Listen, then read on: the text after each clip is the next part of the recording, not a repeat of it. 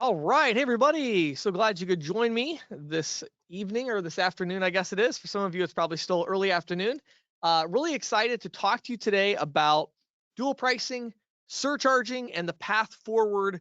I've got a lot of really interesting things I want to cover with you today, a lot of new stuff. And then, in addition to that, I have a special guest, James Derby, who's going to be joining us just shortly. Somebody who has really been a pioneer in both dual pricing and compliant surcharging now that has all of the data. I get so many emails and calls and texts from people that say, how do I know that this really works? How do I know this is a great experience for the merchant and the consumer?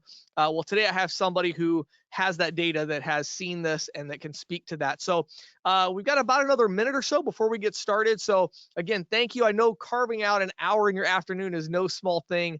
I really appreciate that. Really excited to give you some information today that I know is going to help you to close more deals, to close more profitable deals, and of course, to talk to James Derby and get some insights from an industry veteran who has seen this unfold and has been, at the forefront of this change for several years now, dealing with thousands and thousands of merchant accounts.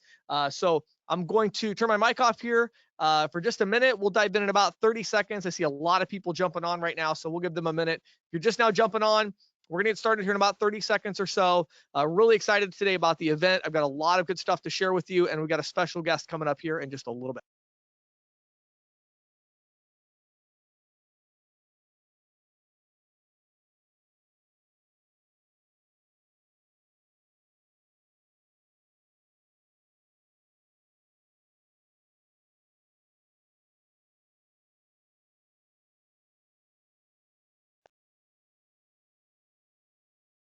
All right, my name is James Shepard. I'd like to welcome you to this special event on dual pricing, surcharging, and the path forward. Before we get started today, as people are still joining us, I have a question that I want to ask. So if you look over to the right there, you'll see your little kind of question field where you can type out an answer to a question. Here's my question for you.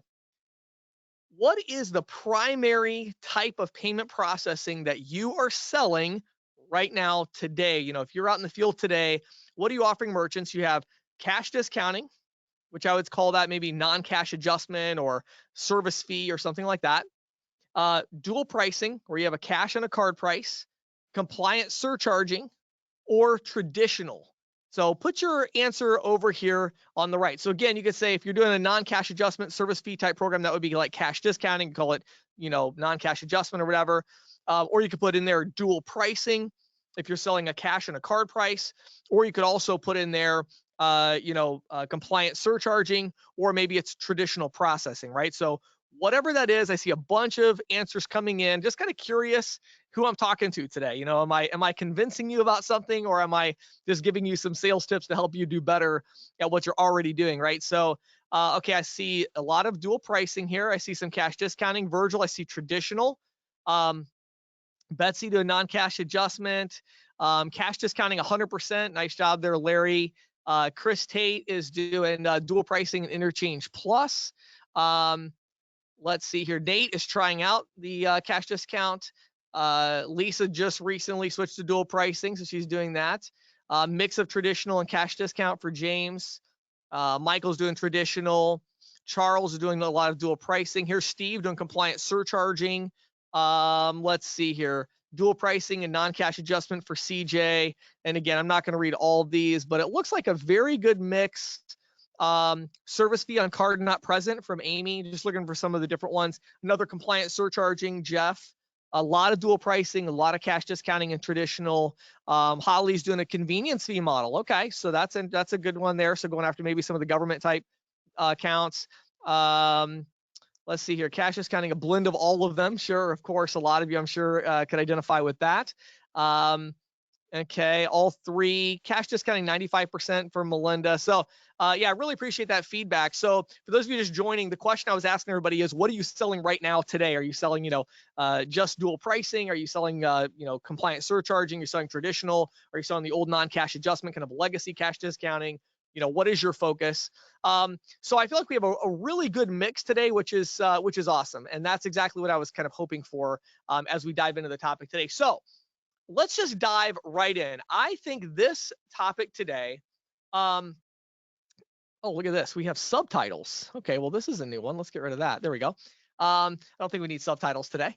But this is such a great topic because this is a huge change that is happening in our industry right now. You know what I mean? Like all of us understand this idea of passing the cost of processing onto the consumer. However, you choose to do that, that is a huge shift. And it's a huge shift for the ISOs and agents. It's a huge shift for the merchants. And it's a huge shift for the consumers. Now, I have another question for you. How many of you, I want you to just give me a yes or a no. How many of you have seen a news article, a news report, something about surcharging or adding a fee to these card transactions? You know, I'm talking about mainstream media. You've seen something, whether it's on your local news, you saw the several articles have been in some national publications. Give me a yes or a no. Have you seen these articles that are coming out that are starting to say, hey, if you're a consumer, watch out. Some businesses are adding a fee to these debit transactions that they're not allowed to add, or they're adding a fee. You need to be on the alert. How many of you have seen this? Just give me a yes if you've seen it. Okay, lots of yeses. I would say 80% of you have already seen an article like this. Okay, so when we think about this whole concept, right, of whether it's dual pricing or surcharging or non-cash adjustment, it's easy to get distracted by the glitz and the glitter of what we care about, right? Which is residual income. We care about Visa compliance. We care about, you know, the point of sale system and making sure that that's all smooth. But at the end of the day, what really matters most when we're talking about these programs, and I think we could all agree that it's actually the customer experience that matters most. Now, notice I didn't say the consumer experience because there are a lot of business types now that have B2B clients that are doing this, right? Contractors and vendors and all these different things. And so ultimately, the end user, the person making the payment, their experience is what's driving all of this. You say, well, James, what about Visa compliance? Well, what about it? Visa is not a huge enforcement agency, right? Mostly what they care about is the customer experience. When they start getting complaints from customers, that's usually, now, of course, they have their mystery shoppers now and some of that, but generally speaking, they're responding to complaints. The reason they have the mystery shoppers in the first place is that there's been some, complaints by customers, right? And so that's the key thing. You say, well, what about Congress? Well, why do you think Congress would care about this issue?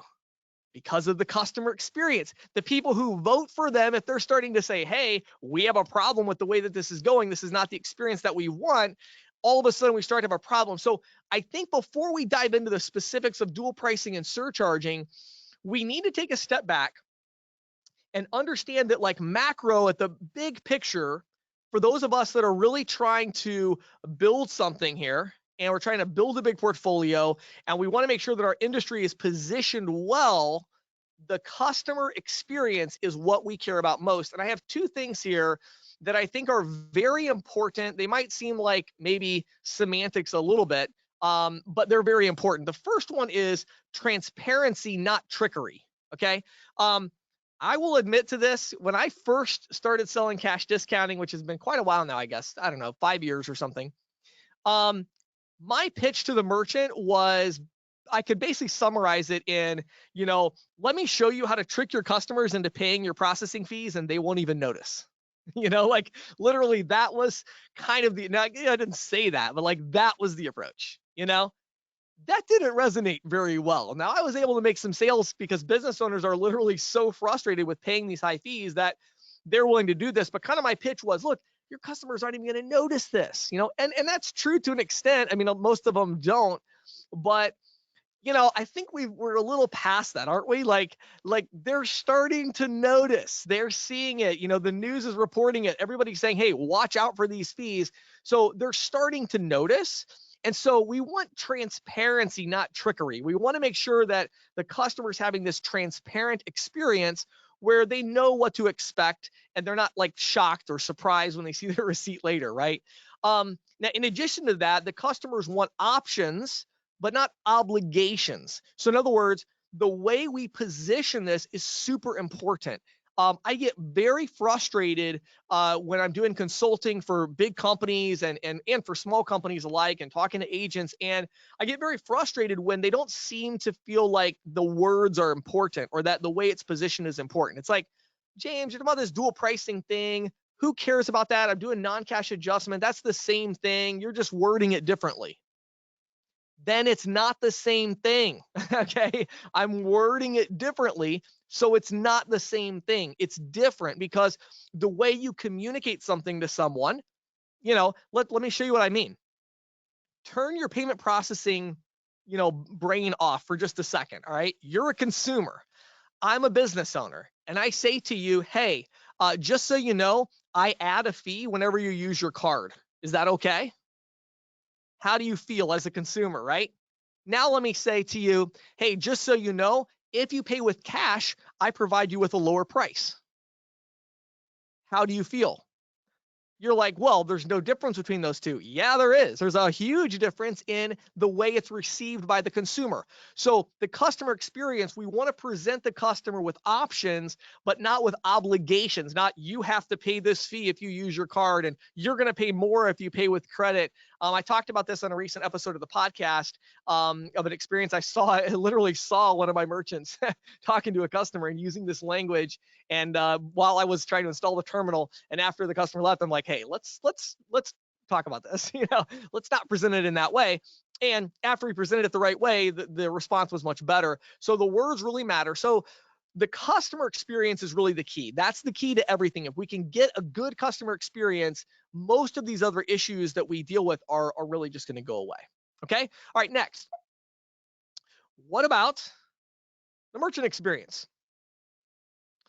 Now, we all care about the merchant experience, obviously. So what do the merchants want? Well, there's two things I believe that merchants want. Just like I had the two things that customers want, I think there's two things that merchants want when it comes to payment processing in general and these programs about passing the cost of processing on in particular. Number one, they want simplicity, right? Simplicity. They want simple pricing, and they want simple fees. Okay. So the beauty of dual pricing and surcharging, to a slightly lesser extent, there's a little bit more complication, but still very simple. Both of these programs bring that simplicity. Why has Square been so successful? Sure, they have a focus on technology, and that has been a big driver. But I think all of us could agree that early on, technology certainly wasn't their strong point. What drove their early success and what's allowing them now to really get into our base of customers. And I think a big part of it, I think we'd all agree, a big part of it is this simplicity of pricing, and now of course they've complicated their pricing a little bit, which is great for us, but there's that simplicity, and that's what merchants want. And dual pricing and surcharging offer that, which is fantastic. And so that's been a big win for us of going in and saying, hey, we can eliminate your payment processing fees, right? There's this one monthly fee or whatever your particular program is. You're able to offer that simplicity in terms of the pricing. And the fees, right? And so the fees that they're going to pay very low. So it's all very simple, and that's good. And we want whatever approach we move to as this path forward. I think that's a stake in the ground that we want to keep. And then secondly is security. When I say security, I'm first of all talking about compliance.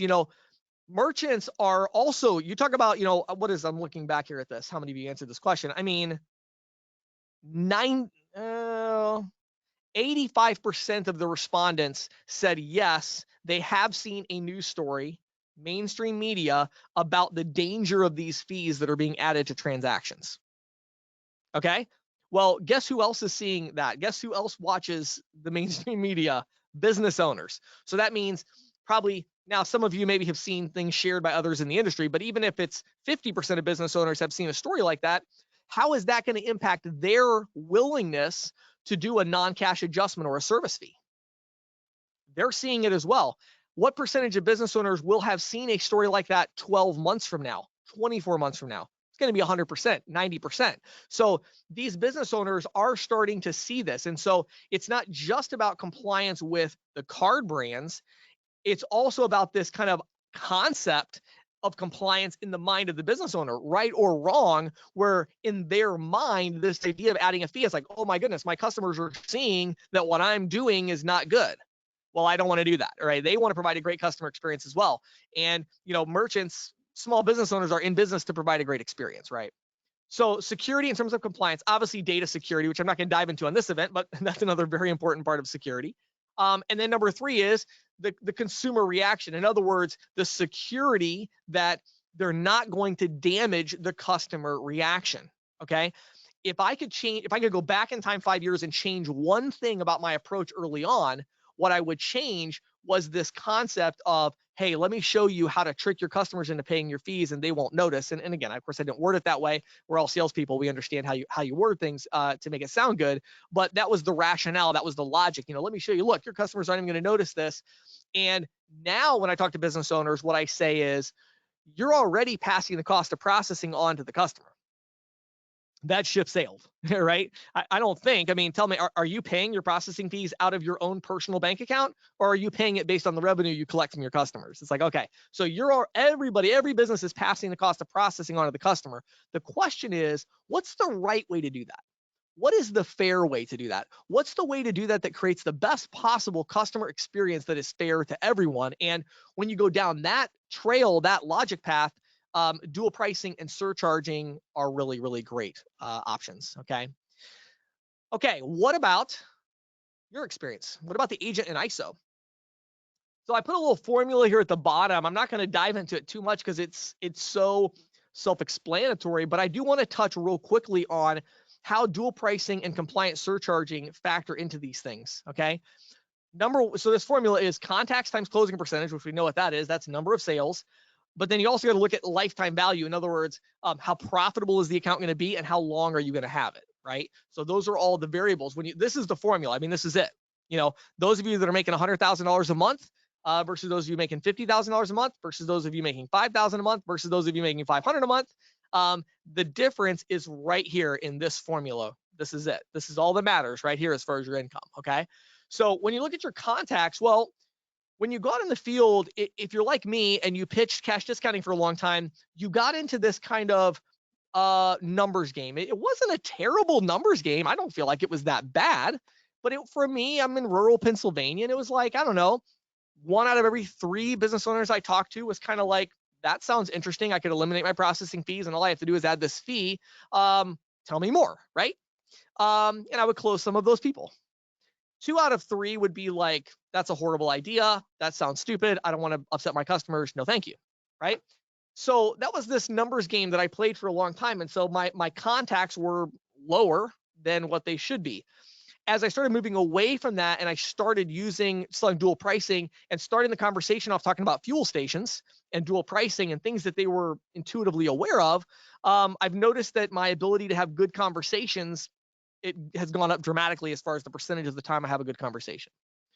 What about close percentage? Well, again, when they don't have these risks associated with adding a fee, right, which is, not compliant with Visa rules, and it's like, okay, we're not doing that, or we're doing compliant surcharging, especially with card not present. We'll talk more about that in a minute. That's increased my closing percentage. Lifetime value, well, now we're creating a better customer experience. We're not as worried about the account, having to change because of compliance issues and things of that nature. So now we have the same, with dual pricing, we have the same economic model as the non-cash adjustment as far as margin, but we have a much longer lifetime and we're not as concerned about attrition and losing accounts. Okay, so real quickly, I want to get James Derby on here in just a minute, but I want to spend like 2 or 3 more minutes. I just want to talk about dual pricing and surcharging and the way I view it and how I have been selling it and what I do with it. So dual pricing. What is dual pricing? Dual pricing is very simple. It's where you have a cash price and a card price. Now, before I dive into all the depths of what this means, I'm not going to do that because I spent hours and hours and hours writing basically a book about it. It's an ebook. Go to ccsalespro.com/insights, ccsalespro.com/insights. Scroll down a little bit. We do one every week, but I think about 5 or 6 weeks ago, maybe 7, I did one called The Case for Dual Pricing. It was sponsored by Valor Paytech, which happens to work closely with Payrock, and that's one of their main vendors, so that's pretty cool. But check that out, and I really talk about all the details of what dual pricing is. But short version, you have a cash and a card price. You're implementing that at the counter with your terminal. right? And then depending on the state laws and everything else, the merchant needs to figure out what they're going to do with their shelf and their menu. But as far as you're concerned, the scope of compliance for you, you got to make sure you have a device that's got a cash price and a card price. The merchant's going to key in the cash price, and then that's going to gross up the cash price up to a card price, and we're going to have a card and a cash price. That is dual pricing. Dual pricing is something that's been around for decades, and so that's what we're doing. And then when the receipt prints off, we are going to have, it's going to say card price and have an amount, or it's going to say cash price and it's going to have an amount. We're not adding a fee on the receipt. We're not adding a non-cash adjustment or anything like that. Now, why do I like dual pricing better than the legacy cash discounting with non-cash adjustment, service fee, and all that? My number one reason at the beginning was compliance. It's not anymore. My number one reason is how intuitive it is. Every merchant I talk to, I start off and I just say, they say, what do you do after we do some small talk? And I say, have you ever been to a gas station that had a cash price and a card price?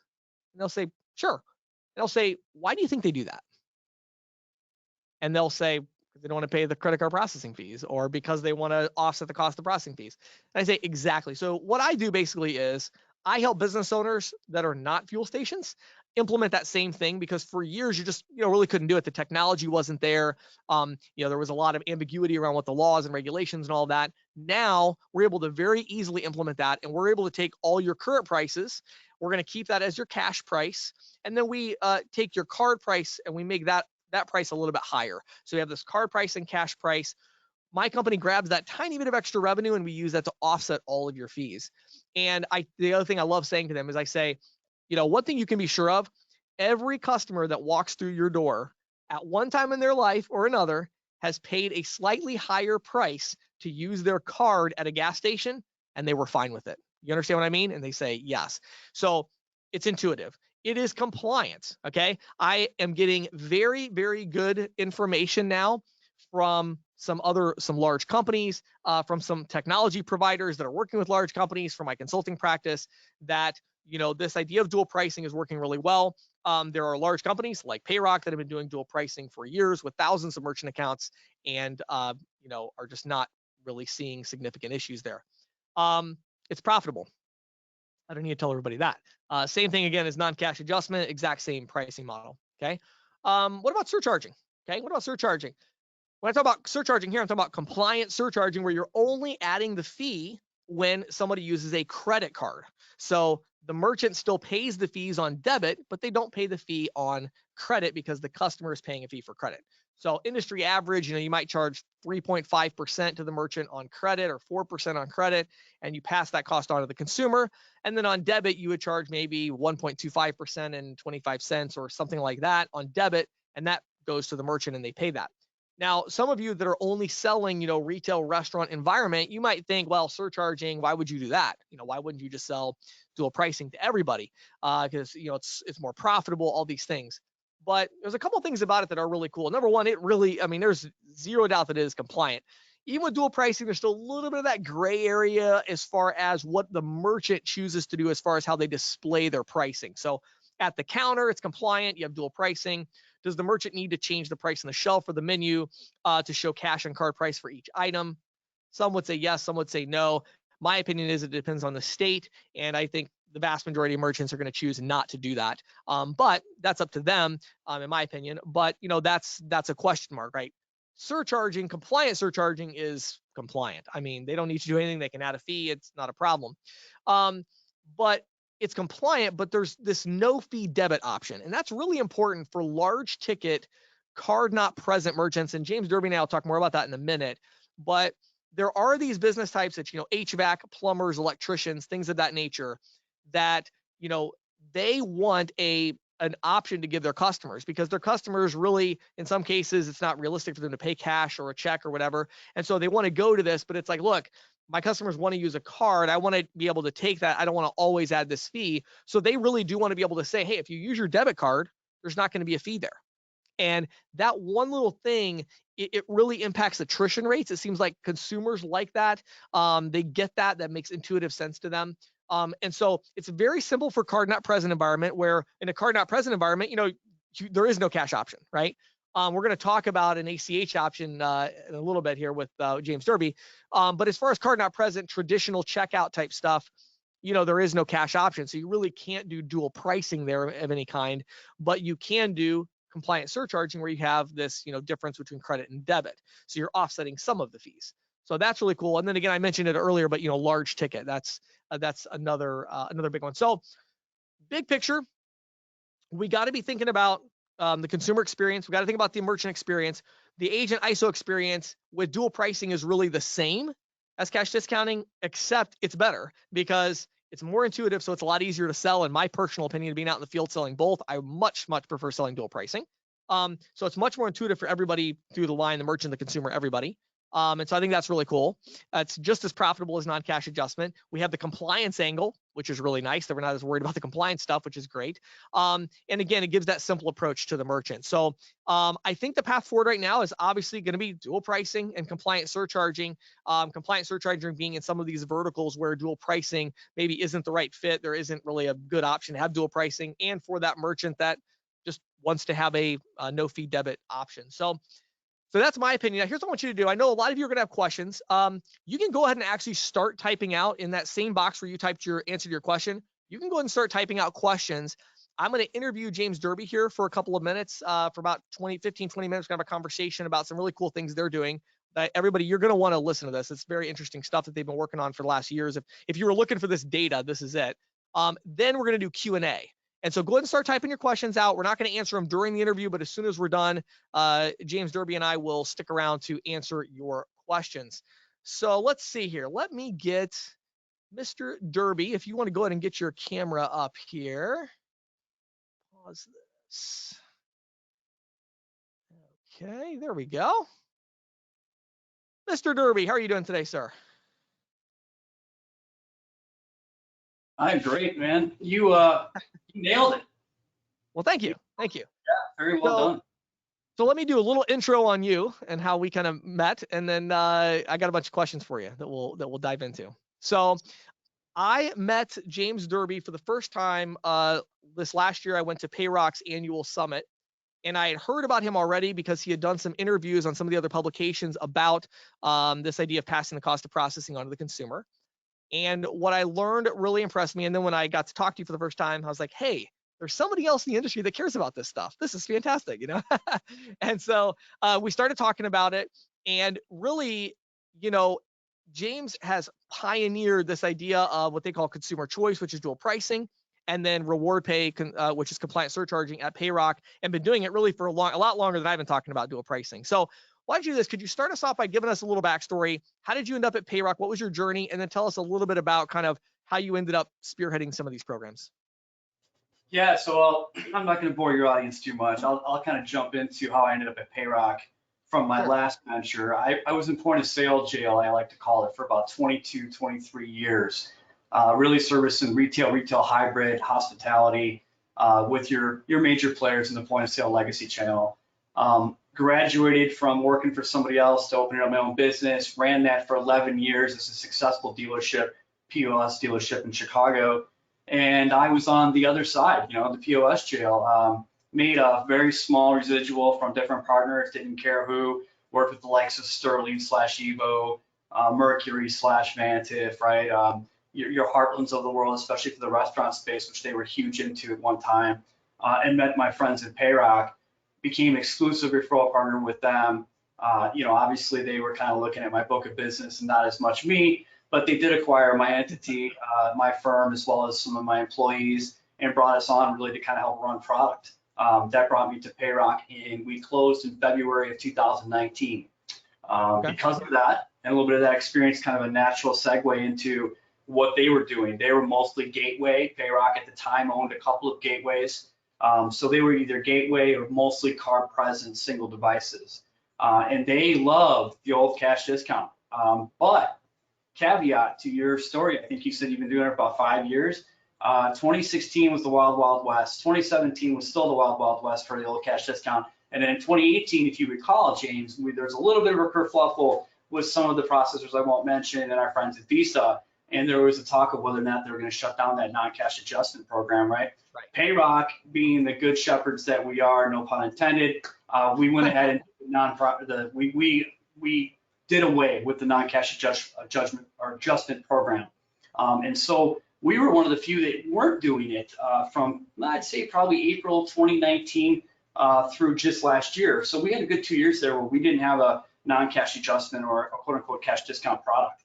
Right. So we've been working very hard, and products like Reward Pay, that came Q4 2018 before I got here, but we really led the charge to say, look, for our agents, we can't do the non-cash adjustments, but we do have this compliant surcharge program, which we then built out of just a standalone vehicle and a gateway environment to get it involved with some third-party point of sale and give a lot of different vertical options with some more complex ecosystems that our agents could glom onto and get a little bit more specialized. So that kind of brought us to consumer choice. And again, just to kind of fast forward to 2021, we acquired a very large office. I know you know who they are. They're our friends at Retriever.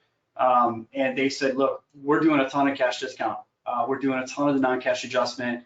They came in, sat down in the room. Brian Camster, who's now my boss, sat myself and our president, Adam Overman, in a room along with Jim Overman, our CEO, and said, I need a cash discount-like product, and I need it now.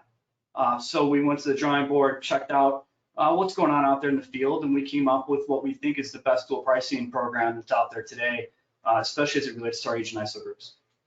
Yeah, I love it. Love it. So let's do this just to give our audience a little context. So there's these two programs that Payrock has. And as you mentioned, I'm very familiar. I worked with Brian Camster for years, and then Payrock acquired Retriever. So then I got a lot more familiar with Payrock. And you have these two programs. So you have Consumer Choice, and then you have Reward Pay. And you've already kind of touched on both, but give us just quickly, what's the definition? What are these programs exactly so people understand? Yeah, I'll start with Reward Pay, just because from a timeline perspective, again, when we, decided to not do the non-cash adjustment program anymore with Reward Pay, that has been table management, right? So within milliseconds, we know what kind of card it is. If it's an unsecured transaction, meaning a true credit transaction, we're going to assess a fee anywhere between, say, 3% and cap at 4% on credit card transactions only. We are still adding a line item for those transactions, meaning true credit card transactions. For secured transactions, meaning prepaid or debit, we are not assessing any fee whatsoever, and the agent is happy to, adjust the merchant's price point anywhere between, flat rate and IC plus, however they want to do it. Usually with about 1.25 and 10 cents or 20 cents per transaction on the debit side. The credit, again, can fluctuate anywhere between, 3 is generally kind of the basement, and obviously the ceiling is 4%. And what's really interesting about that program is that I consider it more of an art form, not a science, because it's not static. Some of our competitors have a program like that where they're using either an AID chip communication to find out in a card present environment what kind of card it is, or if it's card not present, they're using BIN management like we do. We can do both. But more importantly, because Payrock owns their own settlement, we're able to actually be able to say to the agent, to be able to have that conversation with their merchants and prospects, hey, you're all in at 3.5%. They don't have to pass that full 3.5% to their customers. If they would like, if it's a higher ticket, higher average, business, they can pass some or all of the cost of acceptance that you negotiate with that merchant to their cardholders. So, for example, car dealerships, right? Walk into a car dealership and their average ticket, say $2,000. They don't feel comfortable passing 3.5 or 4%, but they might be comfortable passing 2, and now their OER is 1.5 or 2, and you just beat out your competitor, and you got that business. So Reward Pay is, again, BIN table management, milliseconds, know what kind of card it is. We have it available in multiple ecosystems to service multiple verticals. We've been doing it. In fact, I would say we were the predominant folks out there doing it in not just a gateway or standalone environment, but also getting some third-party POSs involved and things of that nature that we built that out for 2.5 years. Reward Pay is my favorite product. I love dual pricing too, but I love Reward Pay, and I'll tell you why in a little bit. Consumer Choice is, in fact, our dual pricing. That is flat rate daily discount, right? It's a matter of the technology showing, it's, as you said so well, making sure that the customer at the point of purchase knows that they've got two different options. In a card not present environment, that would be a ACH versus card. Notice we say card and not credit or debit, right? We treat all transactions the same on that side of the fence. Or if it's card present, a cash or check versus card. And so we launched that in June of 2021, and it has the same attributes as Reward Pay when it comes to being able to pass some or all of the cost of acceptance to the cardholder, meaning that the elevated price point for, say, card can be that full amount, right, to give them a zero statement at the end of the month, should you choose, or it can be whatever they decide to pass. So it's very flexible. It's also that same art form that Reward Day brings to the table. It's just that we're treating all of those transactions the same, flat rate daily discount. If you left, you can give them a zero statement at the end of the month. We launched that in June 2021. It's been massively successful. It just, I can't even tell you, it blew the doors off even me. We went from about a 28% mix on the surcharge product sales for the agent ISO group per new mid month over month to over 55% where we stand today. So for the agent ISO channel, which I operate in, that space, that channel for Payrock, we are at 55+% month over month on one of these two programs. Love it. Love it. Yeah. And it's interesting. I actually had I don't know if I told you this, but I had an interesting experience. Probably about 3 weeks ago, I was out making some sales, and I actually did a deal through Payrock with Valor Paytech dual pricing. And it was interesting because the merchant I talked to was like, I don't want to pass the full 4% on, and me being a little bit, I don't sell all the time in the field, and I'm like, I think we can do something about that, so he ended up taking 3%, and his all-in was at 4%, and we were able to do that, and he was super happy just to pay 1% for processing. So okay, so you have a unique experience. I think for our audience is going to be really a crucial question here, because a lot of them are looking at this and they just got comfortable with non-cash adjustment, and now they're going, oh, okay, great. So now there's this other dual pricing, and surcharging. Talk about the experience you've seen as, you have the data kind of at a high level, what's the reaction of the consumer, the merchant, the attrition, like just, just a couple, what are the trends here that they're going to see with this versus maybe legacy stuff or kind of traditional? What are your thoughts on that? Yeah, you're right. I do have a little bit unique perspective compared to some of our competitors, because again, we 86 that program back in early 2019. And the reasons why we did was obviously, let's start with the elephant in the room, right? Visa doesn't like signature debit transactions with the non-cash adjustments associated to the receipt. Okay. Right. Customers don't like that either. They feel potentially a little bit hoodwinked, right? They didn't realize that they were in a hurry. They pulled out that Visa debit card. They ran that transaction. They get home. They see a non-cash adjustment. They're thinking to themselves, wait a minute, I didn't use my credit card. I used my debit card. Even though I didn't put a PIN in, I was still assessed a fee, right? That takes one call to a state AG or some local AG. And the next thing you know, you got issues, right? So the first thing is, like you really did a great job pointing out, James, the compliancy part, right? So we feel that dual pricing is a much more compliant product, and it's in their face. You cannot leave that point of purchase without knowing you've got two different options for a price point, right? So that's what we love about it. And also from attrition, we're seeing very little attrition on this product. And I did a data set going back to our old cash discount program to see what it was. And let's face it, James, everybody's got a flat rate daily discount, right? Everybody can say, go to your point of sale vendor, or if you've got one in-house, and add a type in there, or you can even use a tax field if you want to add a non-cash adjustment to all transactions. Anybody can do that. But when you talk about adding the technology to provide dual pricing display, right, that takes a little bit more work. And so if you're able to do that, I love what you did with the merchant experience and also the customer experience. If the customer's got that in front of them, they can use that technology. They don't feel hoodwinked. You're going to have lower attrition because you're using the technology to basically get the dual pricing in front of the customer. The merchant's going to be happy because they're saving a lot of money. So all around, we feel it's a much better product. If you're selling the non-cash discount today, I would advise you to look, if not at Payrock, I would look at someone else. It's definitely come to our door too, though, and take a look at dual pricing versus cash discount. Cool, love it. So why, in your mind, is it so important for agents who right now they're still offering the legacy program? And let's face it, I mean, Visa's showing their teeth again, but it's not like they're sending out this army to shut it down. You know what I mean? Like, what's the urgency? Why should they be taking a look now? I know I talked about it already, but I'm just kind of curious your thoughts on like the agents they're still out selling non-cash adjustment. Why should they be looking at these more kind of compliant alternatives at this point? Well, you kind of hinted on it in your monologue, if you will, right? You become a little bit more of a consultant, right, instead of a salesperson. So pointing out the differences between a non-cash adjustment, like you said, it's the way in which you present something to someone, and talking about dual price display at the point of purchase and complete transparency, to me, is a very easy win. And it's very easy to bring someone over to your side because your competitors are out there selling that non-cash adjustment. I guarantee if you get me or James Shepard in a room, or any of you that go away with something with this, we're going to be able to beat out that non-cash adjustment and grab that merchant using dual pricing display. So I think the transparency and the way that it's presented is just so much better all the way around, from compliancy to basically the merchants understanding their experience, and also ultimately they're worried about the non-cash adjustments showing up as a line item for their customers. They're worried about those bad Yelp reviews. They're worried about those things. We feel and we show that that's a lot less of a bad interaction with dual pricing versus non-cash adjustment. Yeah, you know what? You know what really struck me when I'm out selling dual pricing now. What really strikes me, I always felt when I was selling cash discounting, like I was being honest with the merchant and I'm telling them the truth, but I feel like I'm kind of leaving some things out.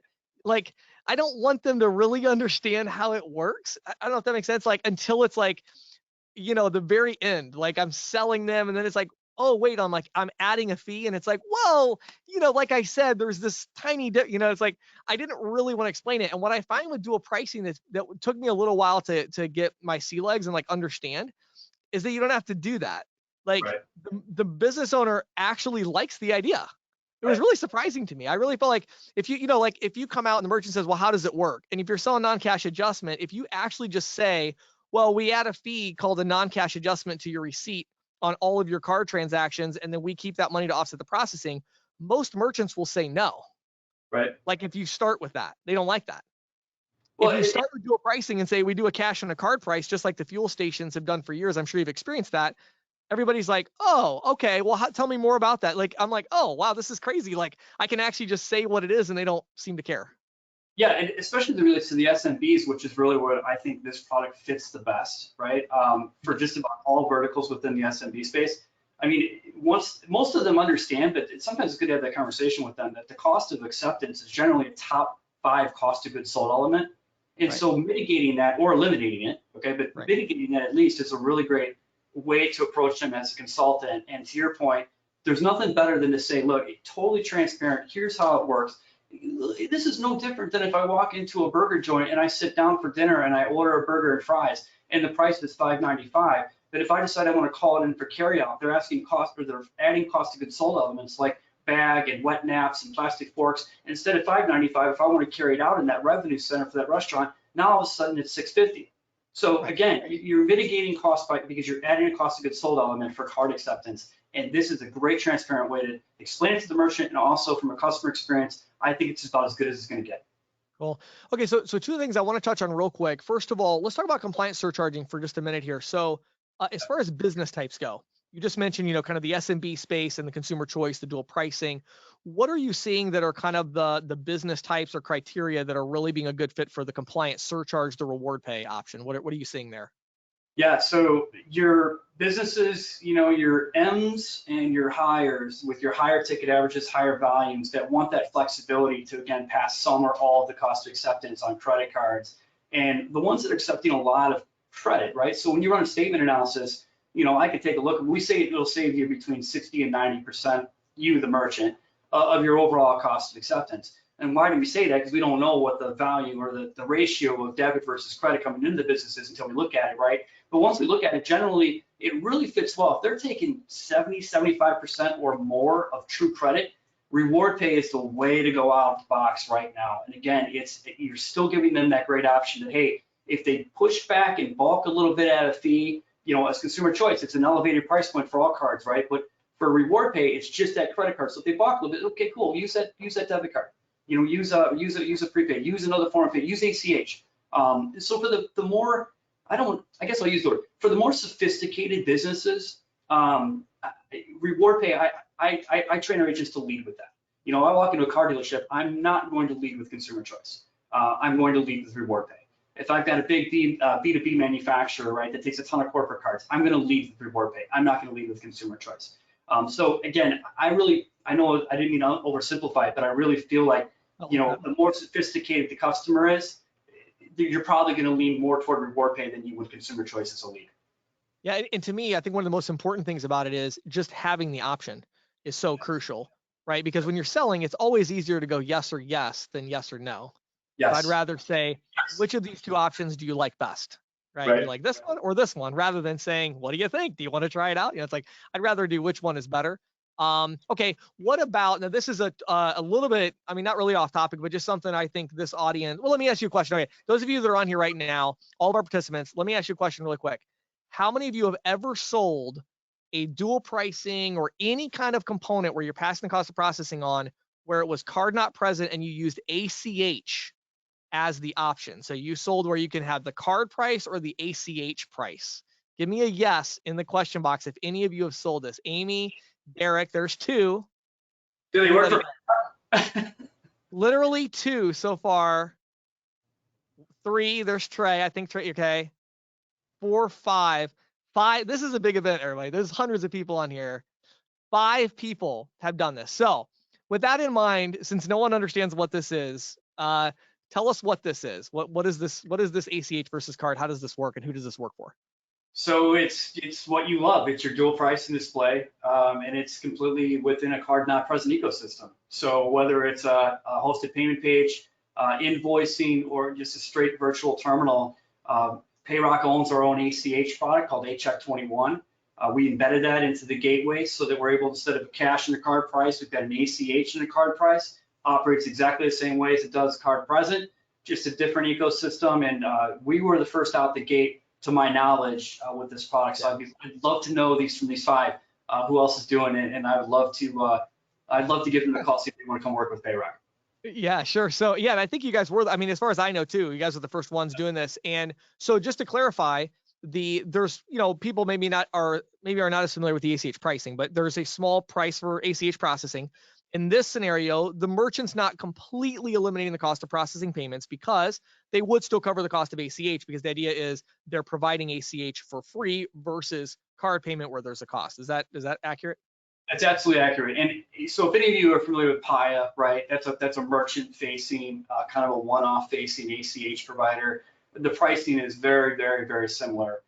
It gets a little bit better than that, though, James. For your folks online here that have done much with ACH, Paya, or anybody else, there's usually a little bit more of a due diligence that goes through underwriting.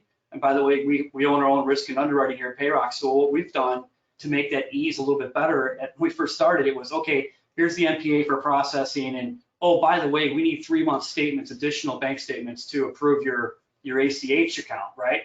Right. So what we did was we created kind of a rubber stamp. So as long as they're underneath certain thresholds, meaning they don't need more than $1,000 a day in ACH volume, they don't need more than $500 per transaction, they don't need more than 10 transactions a day, which, by the way, will fit 97% of SMBs that want to use this product. We can rubber stamp that and basically get them up in processing with ACH and the processing mid same day. Cool. And again, I think to clarify for everybody, obviously there are going to be a lot of mids where ACH is a very viable option. It's a big deal. However, I recognize there's going to be a lot where they don't really care too much about the ACH. Right.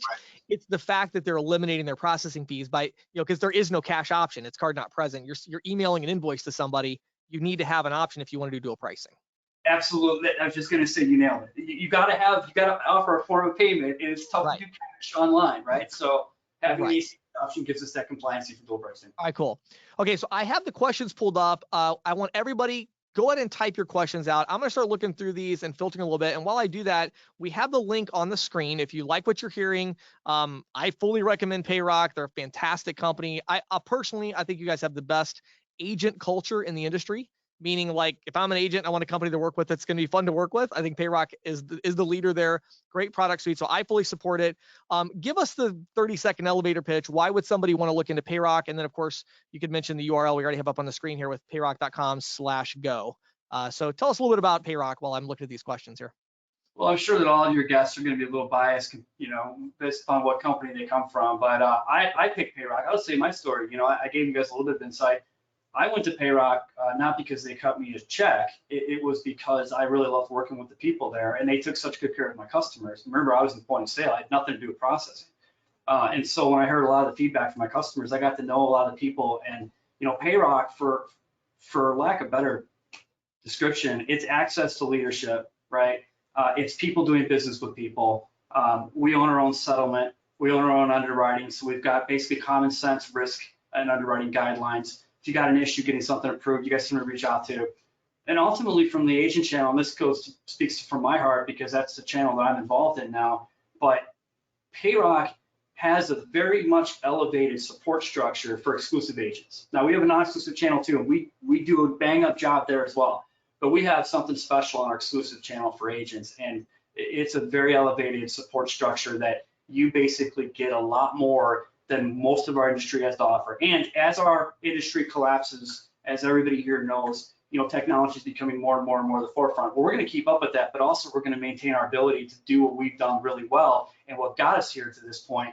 And that is basically treating our agent and ISO customers as just that. They are our customers. That is over 60% of our net new revenue year over year. We are going to maintain that, and we are going to be that island of refuge as our industry starts to shrink and collapse down and becomes way more PayFac-like and starts to push out some of the agents in certain verticals. We're still going to be there doing this. Love it. Love it. So again, the link is up on the screen. It's payrock.com/go. So if you want to learn more about that, reach out to them and they'll get back with you, I'm sure. Now, let me just say we have an enormous amount of questions. We have 11 minutes. So I'm going to pick out a few. I'm also going to send the questions over to the Payrock team. A lot of these are really specific to Payrock and they can follow up. So I'm just going to cherry pick some of these. Talk about point of sale options once you have a chance to get a drink of water there. We've had you talking nonstop here for a while. So talk about point of sale options. Some people are asking what dual pricing, what are the options as far as point of sale goes that where you'd have a compliant dual pricing available? Sure. Yep. So we have 2 or 3. I won't go into those vendors' names right now. If you want to find out more, please do reach out to us. We do have 2 or 3 for consumer choice, and we've got 4 or 5 that have consumer choice. I'm sorry, reward pay. And 2 or 3 of those have, actually 2 of those have both reward pay and consumer choice options, both programs in a semi-integrated environment with multiple device options. We are a Clover house. However, I'm sure you guys have all seen kind of what's going on with Clover. They're doing some different things over there. We do not have reward pay. We do not have, because I get that question all the time. We do not have consumer choice or reward pay within the Clover ecosystem. However, we've been a Clover shop for a very long time. We actually deploy all of our own Clover equipment and have tier 1 support for Clover here in-house as well. Cool. A lot of people had asked, this is being recorded. It'll be up on YouTube probably in a couple of days. A lot of questions about specific laws and state laws and all of this stuff. What I would really encourage you to do there is to understand, first of all, the scope of compliance.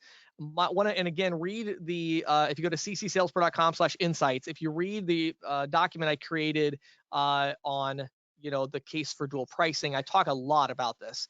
And the idea here is, I would encourage all of you to get out of that. Okay. That's for attorneys to deal with. And that's for your merchant. Your merchant probably didn't come to you when you sold them payment processing. They probably didn't come to you and ask you what kind of HR processes they should put in place to protect them against sexual harassment suits. You know why? Because that doesn't have anything to do with the point of sale. And neither does the pricing on the shelf or the menu. Okay. Deal with, you have a point of sale. This is the scope of compliance. I have this terminal. It shows a cash and a card price. Your merchant needs to understand state law in order to figure out the best way for them to do that, and they have attorneys for that. So anyway, all that to say, if you want to know my real opinion on that, it's just too time consuming to dive into it, but you can check that out. Here's another one here. Let's see.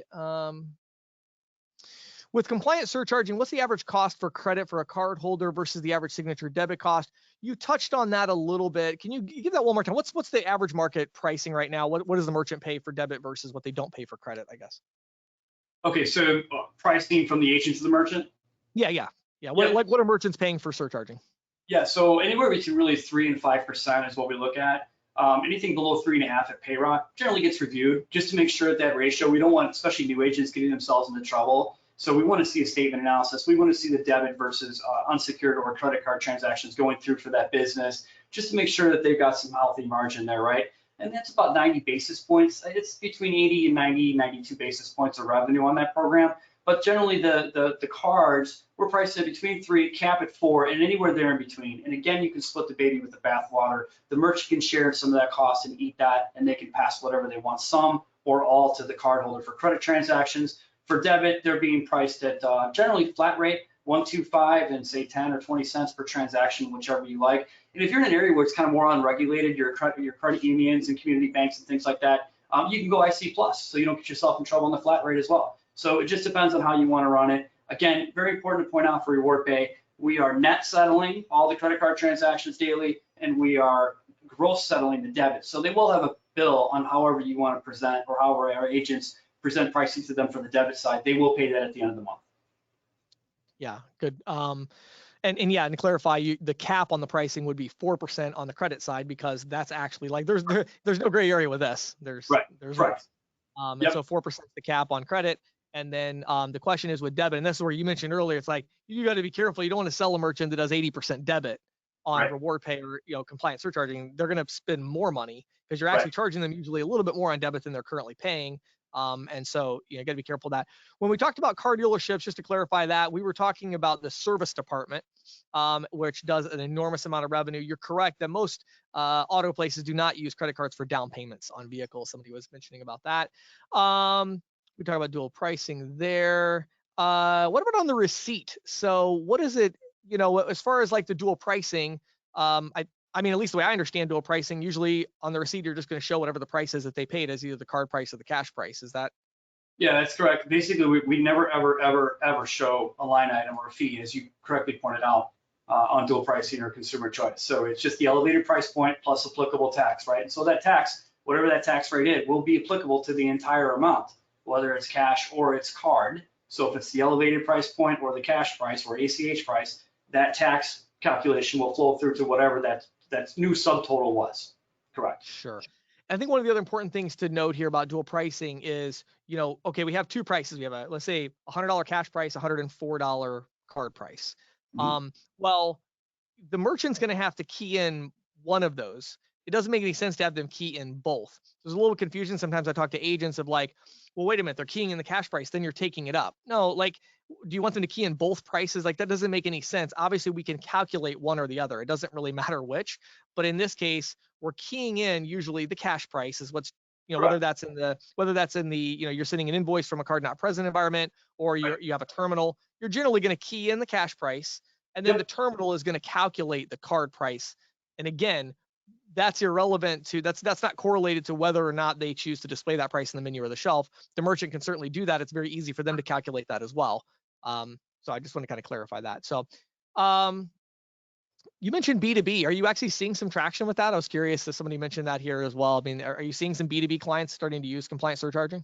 Yeah, in fact, I would say ever since, and I hate to even mention it, but I'm going to say it anyway, COVID, right? There's this massive shift in how everybody viewed surcharging, just from the SMBs to some of the bigger boys. There it has gained a lot of traction. So never ever walk away from a deal or be afraid to bring up surcharging, even with some B2B folks, because they will listen.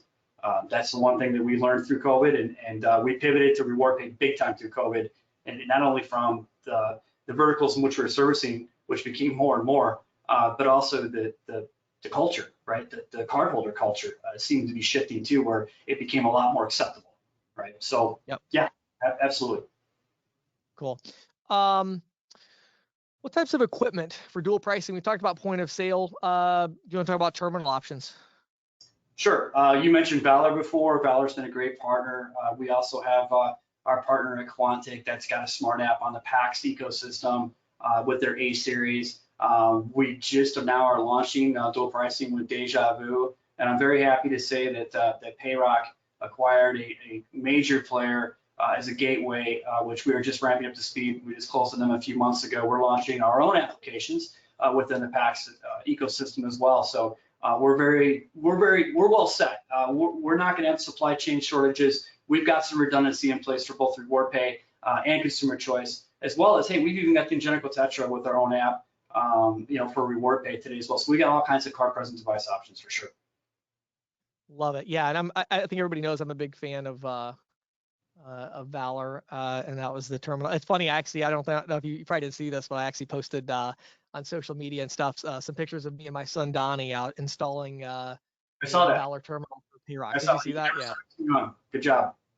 Yeah, so we were pretty pumped about that. I had a lot of fun with that.